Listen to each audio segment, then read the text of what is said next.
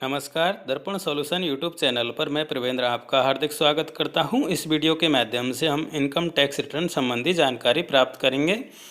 ITR online हम search करेंगे Google पर तो हमें आईटीआर की वेबसाइट प्राप्त हो जाएगी। हम income tax India e-filing.gov.in website पर पहुंच जाएंगे। यहां से हमें इनकम टैक्स रिटर्न सबमिट करना होता है।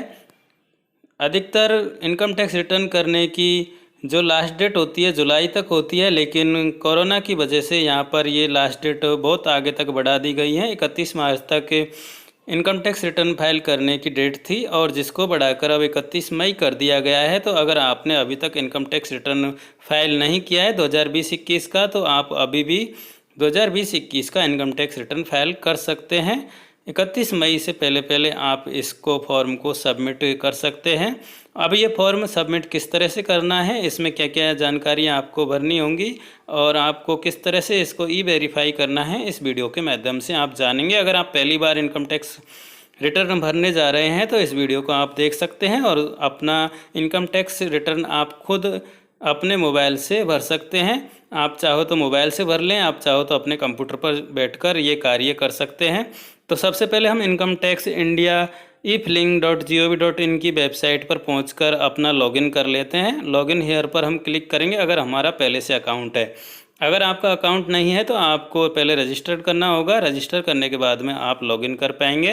तो यूज़र आईडी में हम अपना पैन कार्ड नंबर भरेंगे और जो पासवर्ड हमने इस वेबसाइट के लिए बना रखा है वो पासवर्ड हम यहाँ पर फिल करेंगे। उसके बाद में हमें कैप्चा कोड भरना होता है। लॉगिन बटन पर हम क्लिक करेंगे। जैसे ही हम लॉगिन बटन पर क्लिक करेंगे हमारा लॉगिन हो जाएगा और लॉगिन होने पर हमें डैशबोर्ड दिखाई देगा। डैशबोर्ड में हमें दो ऑप्शन दिखाई देंगे, व्यू रिटर्न फॉर्म और दूसरा है filling of income tax return. तो एक तो भरने के लिए है और एक भरे हुए को देखने के लिए है। तो मैंने भरे हुए को देखने के लिए यहाँ पर ऑप्शन सेलेक्ट किया है। पैन नंबर ऊपर भरा हुआ है। इनकम टैक्स रिटर्न मैंने सेलेक्ट कर लिया है। सबमिट करूँगा तो अभी तक जितने भी फॉर्म हमने भरे हैं वो फॉर्म यहाँ पर दिखाई दे जाएंगे। आपने जितने भी फॉर्म ऑनलाइन करवाए हैं या किए हैं वो सभी यहाँ पर दिखाई दे जाएंगे। सभी फॉर्म यहाँ पर आपको शो होंगे और उनके डेट वगैरह और किस तरह का फॉर्म भरा है और उसका क्या स्टेटस है, ये सारी चीज़ें आपको डैशबोर्ड पर मिल जाएंगी। और अगर कोई ई-वेरीफाई होना बाकी रह गया है तो इसके ऊपर ऑप्शन आ रहा है, उस पर हम क्लिक करेंगे तो ई-वेरीफाई वाले सेक्शन पर हम पहुंच जाएंगे। तो ये डैशबोर्ड है। डैशबोर्ड पर हमें दो ऑप्शन दिखाई देंगे, एक तो भरे हुए फॉर्मों को देखना और एक नया फॉर्म सबमिट करना। एक हम यहाँ से सीधे जा सकते हैं और दूसरा ऑप्शन ई फाइल के माध्यम से भी हम अपना इनकम टैक्स रिटर्न भर सकते हैं। ई फाइल में हमें आईटीआर का ऑप्शन दिखाई देगा सबसे ऊपर, इनकम टैक्स रिटर्न। इस पर हम क्लिक करेंगे तो हमारे सामने इस तरह का इंटरफेस आएगा। क्योंकि मैंने ये थोड़ी देर पहले इसको यहाँ पर प्रोसेस की थी इसलिए ये पहले का भरा हुआ दिखाई दे रहा है। मैं इस पहले के भरे हुए पर क्लिक करके अपना कार्य कर सकता हूँ या फिर फ्रेश फॉर्म हम कर सकते हैं। नीचे क्लिक ईयर पर क्लिक करके यहाँ पर मैं फ्रेश फॉर्म ओपन कर रहा हूँ आपको दिखाने के लिए। असेसमेंट ईयर सेलेक्ट कर रहा हूँ 2020-21। उसके बाद में आईटीआर 1 सेलेक्ट कर रहा हूँ क्योंकि कर्मचारी है, कर्मचारी का आईटीआर 1 भरा जाना है तो उसको मैं सबमिट करूँगा।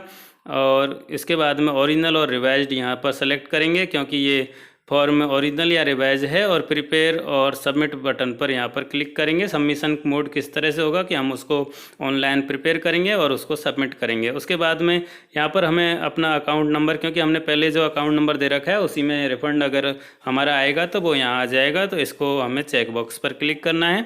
इसके बाद में यहाँ पर एक छोटी सी लाइन दे रखी है, अगर आपको ये फॉर्म हिंदी में बनाना है और हिंदी में सबमिट करना है तो आप यहाँ पर इस चेक बॉक्स पर क्लिक कर सकते हैं। जैसे ही चेक बॉक्स पर क्लिक करेंगे एक पॉपअप विंडो यहाँ पर खुलेगी, उसमें वापस से पूछा जाएगा कि आप इस चीज़ से सहमत हैं, तो आप यहाँ पर एग्री करके कंटिन्यू करेंगे तो ये डाटा हिंदी में आपको दिखाई देने लगेगा। क्योंकि मुझे हिंदी इतना सूटेबल नहीं है इसलिए मैं इंग्लिश में ये फॉर्म सबमिट करूँगा। आप भी अपने हिसाब से जो सूटेबल लगे उस तरह से आप सबमिट कर सकते हैं। जैसे हमने उसको क्लिक किया है हमारा ये फॉर्म यहाँ पर खुल चुका है। इसमें कई अलग अलग पेज हैं। अलग अलग पेज पर जाने के लिए पहला पेज हमें सेव ड्राफ्ट करना होगा। उसके बाद नेक्स्ट पेज पर जाएंगे, या तो हम एरो के निशान से जा सकते हैं या फिर डायरेक्ट क्लिक करके भी हम उस पेज पर जा सकते हैं। तो सबसे पहले जो पेज खुला है वो निर्देशों का पेज खुला है और निर्देशों के पेज के बाद में और यहाँ पर पेज हैं जो एक एक पेज पर हम स्टेप बाय स्टेप आगे जाएंगे। मैं एरो पर क्लिक करूंगा और एरो पर क्लिक करने के बाद मेरा पहला पेज यहाँ पर खुलेगा जिसमें मेरी पर्सनल डिटेल होंगी और पर्सनल डिटेल में आप चेक कर लें, आपको कुछ करेक्शन लगे तो आप चेंज भी कर सकते हैं।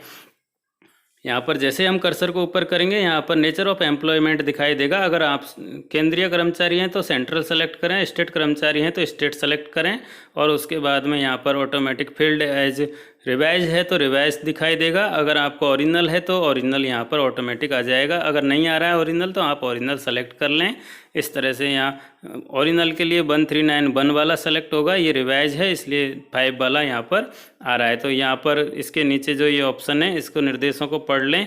मैं यहाँ पर नो करूँगा और उसके बाद में यहाँ पर जो ओरिजिनल फॉर्म भरा गया था उसके नंबर यहाँ पर भरने हैं, सॉरी भरे हुए दिखाई देंगे, यहाँ पर आपको भरे हुए दिखाई देंगे अगर आप रिवाइज कर रहे हैं। अगर रिवाइज नहीं कर रहे हैं, ओरिजिनल भर रहे हैं, तो यहाँ पर आप खाली दिखाई देगा और आपको यहाँ कोई एंट्री नहीं करनी है। आप अपना पेज सेव करें, सेव ड्राफ्ट करके आप कर्सर यानी कि एरो से आगे जा सकते हैं। ये नीचे ऊपर दोनों तरफ ये एरो के निशान हैं। मैं नीचे वाले एरो से आगे के लिए जा रहा हूँ, तो मैंने जैसे ही नीचे वाले एरो को आगे टिक किया है तो अगले पेज पर हम पहुँच गए। यहाँ पर हमारी ज़रूरी चीज़ जो है 16 नंबर से हमें ये सारी एंट्री करनी है। सबसे पहले सेकंड नंबर का जो ऑप्शन है salary as per section 17A 17(1), तो 17(1) जो 16 नंबर है उसमें से देख के हमें ये एंट्री यहाँ पर करनी है। अगर आपका 17 नंबर जनरेट है तो वो डिटेल यहाँ से प्राप्त कर सकते हैं और ये ऑटोमेटिक यहाँ पर शो भी करेगा। अगर आपकी ऑनलाइन ये एंट्री हुई है तो आपको जो 16 नंबर में प्राप्त हुआ है वो की वही राशि आपको यहाँ प्राप्त हो जाएगी। उसके बाद में आप इसमें जो छूट है अलाउंस की, तो वो यहाँ से छूट वगैरह की एंट्री अगर करना चाहें तो यहाँ पर टिक कर लें और उसके बाद में जो छूट लेना चाहते हैं आप कौन सी, उसकी यहाँ से ऑप्शन सेलेक्ट कर लें और कितनी राशि की छूट लेना चाहते हैं वो यहाँ पर आपको दिखाई दे जाएगा। यहाँ पर बहुत सारे ऑप्शन दिखाई देंगे और हाउस रेंट का जो ऑप्शन है वो सेक्शन 10 में 13A है। अगर आप इसमें हाउस रेंट की छूट लेना चाहते हैं तो वो यहाँ से भर सकते हैं। अगर आपके डीडीओ ने नहीं भरा है तो आप भर सकते हैं इस तरह से, या फिर डीडीओ को ही हाउस रेंट की छूट के लिए आप पहले से ही डॉक्यूमेंट उपलब्ध करा दें जिससे कि उनको वहाँ से ऑनलाइन भी ये दिखाई देने लग जाए। इसके बाद में आपको यहाँ पर 50,000 का स्टैंडर्ड डिडक्शन दिखाई देगा। 80C की डिटेल देख लें। 80 में CCD1 CCD2 जो भी डिटेल है आपके 16 नंबर फॉर्म में वो सारी एंट्री यहाँ मिलान होनी चाहिए, उनमें कोई एंट्री में चेंज नहीं होना चाहिए।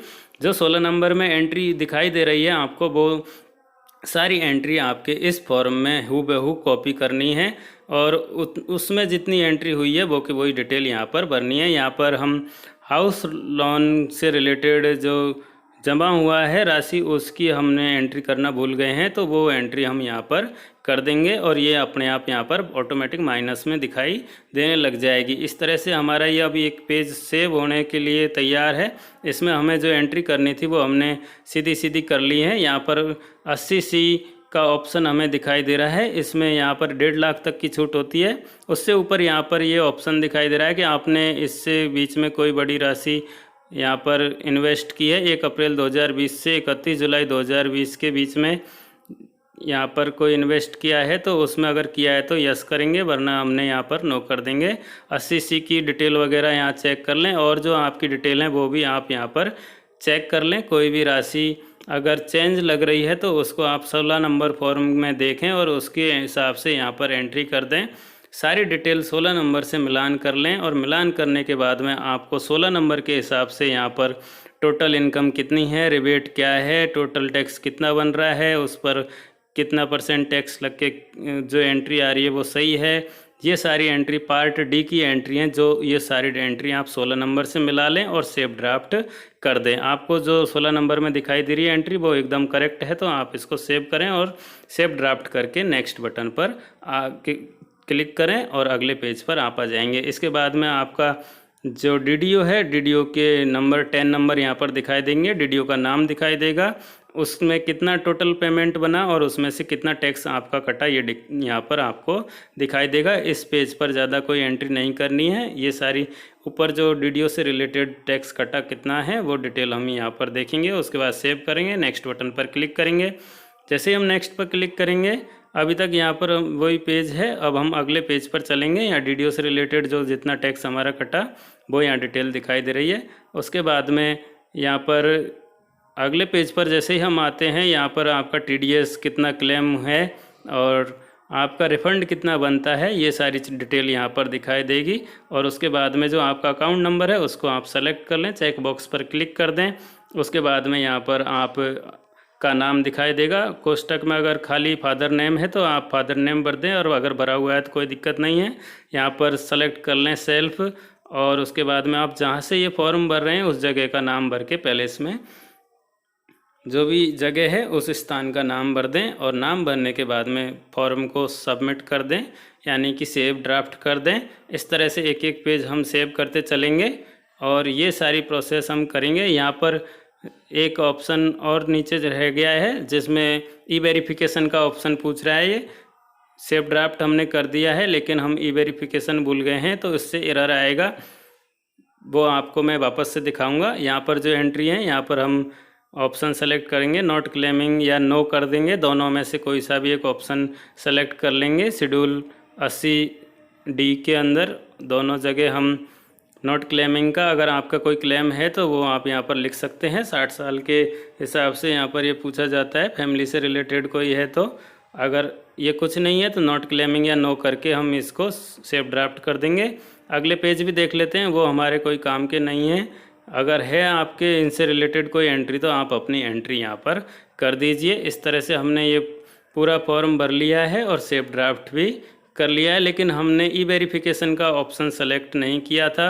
इससे हमारे इस पे फॉर्म को जब सबमिट करेंगे तब एरर आ सकता है। इसलिए अब हमें वो पेज वापस खोलना होगा जहाँ पर हमने ई-वेरिफिकेशन के लिए एंट्री को खाली छोड़ दिया था। उस पर हमें सेलेक्ट करना होगा ऑप्शन, और उसके बाद में हम आगे की प्रोसेस कर सकते हैं।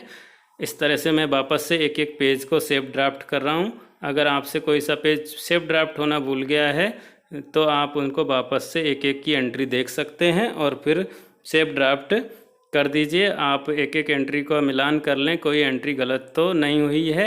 अगर सारी एंट्री सही है तो आप सेव ड्राफ्ट करें और अगले पेज पर चलते जाएं। इस तरह से सारी एंट्री देख लें।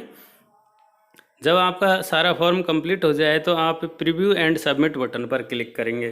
प्रीव्यू एंड सबमिट बटन पर जब आप क्लिक करेंगे तो आपको PDF दिखाई देगी। उसमें आप PDF के रूप में भी डाउनलोड कर सकते हैं और स्क्रीन पर भी देखकर उसको मिलान कर सकते हैं। इस तरह से आप पूरा फॉर्म कंप्लीट हो जाएगा तो यहाँ पर प्रीव्यू एंड सबमिट बटन पर हमें क्लिक करना होगा। इस तरह से जो भी एंट्री हैं आप 16 नंबर फॉर्म को ज़रूर मिला लें। 16 नंबर फॉर्म से आप मिलान कर लें, उसके बाद ही आप आगे की प्रोसेस करें। अब जैसे ही हमने इसको सबमिट बटन पर क्लिक किया, प्रीव्यू एंड सबमिट पर यहाँ लिखा हुआ दिखाई दे रहा है कि हमने कुछ एरर कर दिया है। वो पेज हमें ढूंढना है जिस पर हमने एरर किया है, उस पेज पर जाना है और वापस से उसको ई-वेरीफाई का ऑप्शन सेलेक्ट करना है। इस तरह से हमने जो डिटेल भरी हैं वो कंप्लीट हैं, लेकिन हमने एक ऑप्शन यहाँ सबसे नीचे जो था सेलेक्ट वेरिफिकेशन ऑप्शन, तो इसको हमने छोड़ दिया था। तो यहाँ पर मैं सेलेक्ट कर रहा हूँ I would like to e-verify later within 120 days. 120 दिन के अंदर मैं ई-वेरीफाई कर दूंगा। ये मैंने यहाँ पर सेलेक्ट कर दिया है। अब मैं सबमिट और प्रीव्यू बटन पर क्लिक करूँगा, ओके बटन पर क्लिक करूँगा और हमारे सामने हमारा फॉर्म इस तरह से ओपन हो जाएगा। जो सारी डिटेल हमने भरी थी वो सारी डिटेल हमें यहाँ पर दिखाई दे जाएंगी। जो भी एंट्री हमने की थी वो आप मिला लें। ग्रॉस सैलरी कितनी है, 17 सेक्शन ए के हिसाब से कितना है, उसके बाद में नेट सैलरी कितनी है, 50,000 स्टैंडर्ड डिडक्शन हुआ है, 80G में हमारी इतना है, 80C में इतना है। जो भी एंट्री है वो सारी यहाँ पर मिला लें। 80 CCD1 और CCD2 वाला ऑप्शन भी चेक कर लें। सारा अगर सही है तो सबमिट बटन पर क्लिक कर दें। इस तरह से हमने ये फॉर्म भर लिया है। अब यहाँ ई-वेरीफाई का बटन दिखाई दे रहा है, यहाँ पर ई-वेरीफाई हमने क्लिक किया है और क्लिक करने के बाद इस तरह से हमारे सामने दिखाई देगा ई-वेरीफाई रिटर्न। ई-वेरीफाई रिटर्न पर जब हम क्लिक करेंगे तो हमें ऑप्शन दिखाई देगा सबसे लास्ट में ई-वेरीफाई। इस पर हमें क्लिक करना है और क्लिक करने के बाद हम अपना फॉर्म ई-वेरीफाई कर सकते हैं। हमें कहीं भी कुछ भेजने की ज़रूरत नहीं होगी। हम अपने मोबाइल से आधार OTP के द्वारा, यहाँ 3rd नंबर पर ऑप्शन है आधार OTP के माध्यम से मैं अपना रिटर्न ई-वेरीफाई करना चाहता हूँ। तो यहाँ 3rd ऑप्शन हम सेलेक्ट कर लेंगे और आधार OTP लेकर अपना ई वेरीफाई कर सकते हैं ITR। अगर आप दूसरे ऑप्शनों से ई वेरीफाई करना चाहते हो तो 1 और 2 नंबर पर 2 और ऑप्शन हैं, उनसे भी आप कर सकते हैं। लेकिन सबसे आसान तरीका आधार ई वेरीफाई का है। मैं यहाँ पर क्लिक करूँगा, जनरेट OTP पर क्लिक करूँगा, OTP हमारे मोबाइल पर आ जाएगा और वो OTP हम यहाँ पर सबमिट करेंगे और आई एग्री विथ बटन पर क्लिक करेंगे और फिर हम सबमिट बटन पर क्लिक करेंगे। इस तरह से हमारा ये ITR कंप्लीट हो जाएगा और हम अपना ITR सबमिट कर देंगे। कुछ दिनों के बाद में हमारा ITR चेक होगा और उस चेक होने के बाद में हमारी अगर कोई गलती है तो हमको वो एरर के लिए वापस से ऑप्शन मिलेगा सही करने का, और अगर हमारा सही है तो हमारा जितना रिटर्न बन रहा है वो बहुत जल्द हमारे अकाउंट में जो नंबर हमने दिया है उसमें जमा हो जाएगा और उसका मेल और मैसेज हमको प्राप्त हो जाएगा। आशा करता हूँ आपको वीडियो पसंद आया होगा। वीडियो पसंद आया है तो लाइक करें, कमेंट करें और शेयर ज़रूर करें। बहुत बहुत धन्यवाद।